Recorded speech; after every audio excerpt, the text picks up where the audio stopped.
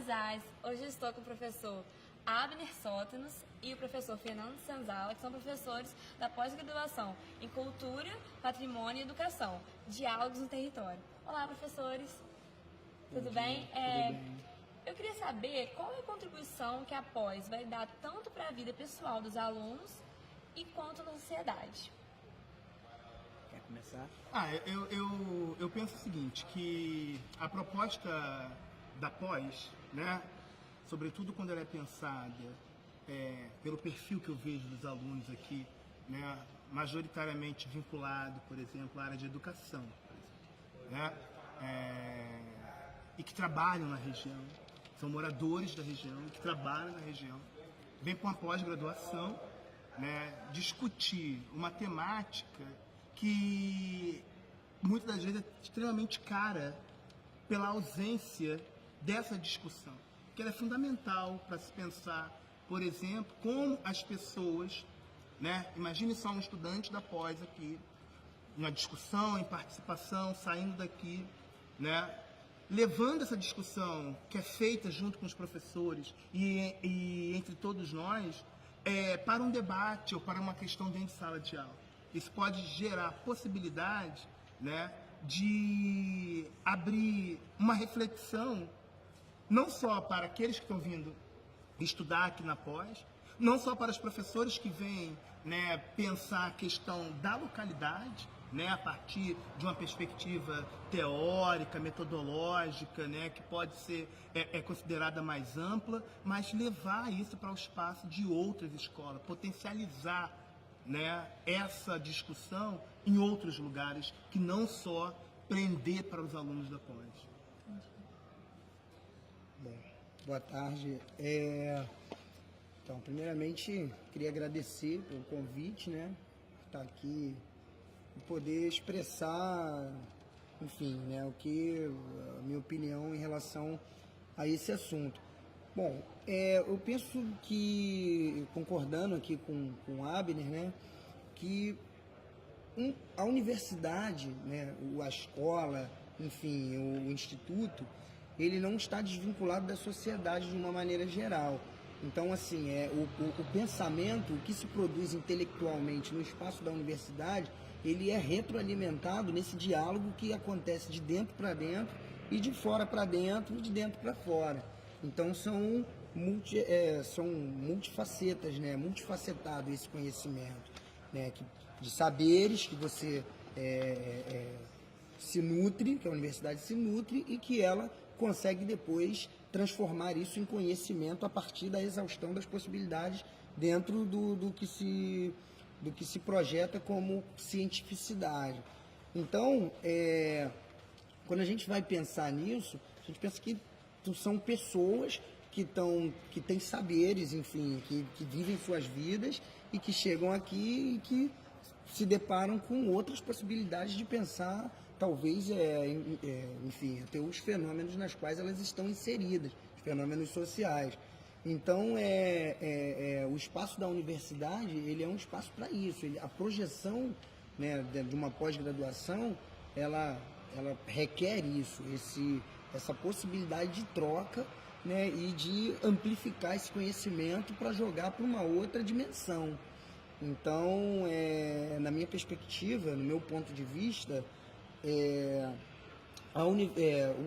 essa pós-graduação, tratando dessa temática, trazendo esse interface, essa coisa do diálogo, né, dentro do território, você consegue pensar, inclusive, qual é o sentido da interiorização do IFE, por exemplo.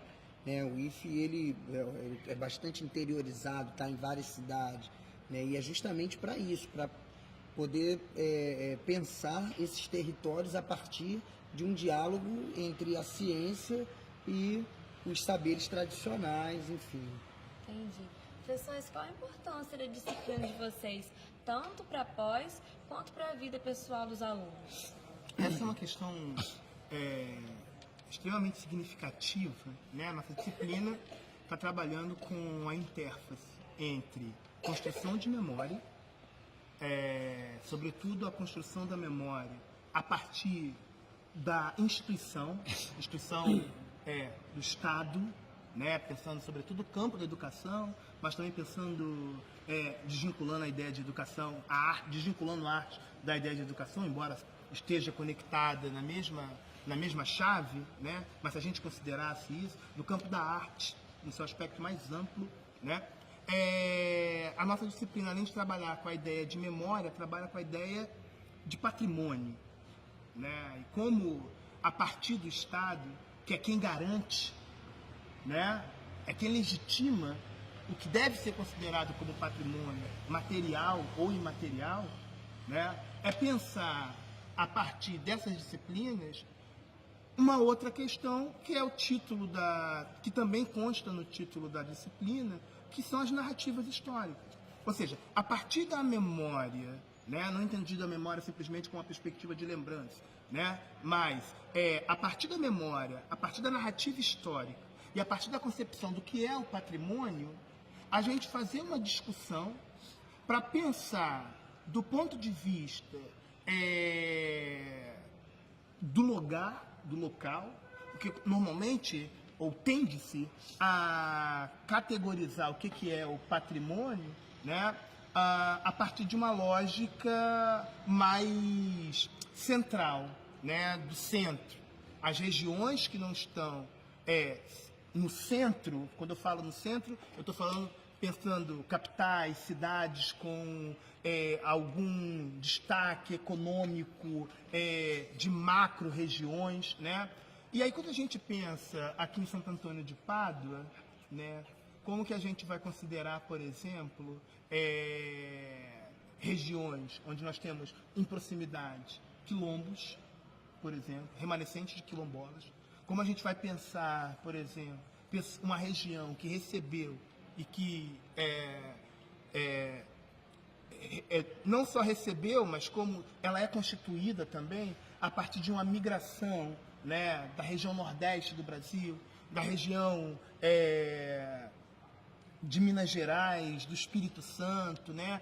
Como que esses saberes, que muitas das vezes é negligenciado pelo cânone, né? Ou seja, a história, pensando aqui um aluno do IFE, pensando na história do meu avô, né, do interior da Bahia, né, que muitas das vezes é negligenciada, é marginalizada, é silenciada, né, uma disciplina como essa, que busca dar visibilidade e fazer com que, pensando junto, alunos, professores, né, e todos aqueles que estão envolvidos nesse processo, quando a gente procura construir e dar importância, né, a esse tipo de memória, ou ao patrimônio da localidade, seja material ou imaterial, e pensar como que essas narrativas históricas, muitas das vezes, elas são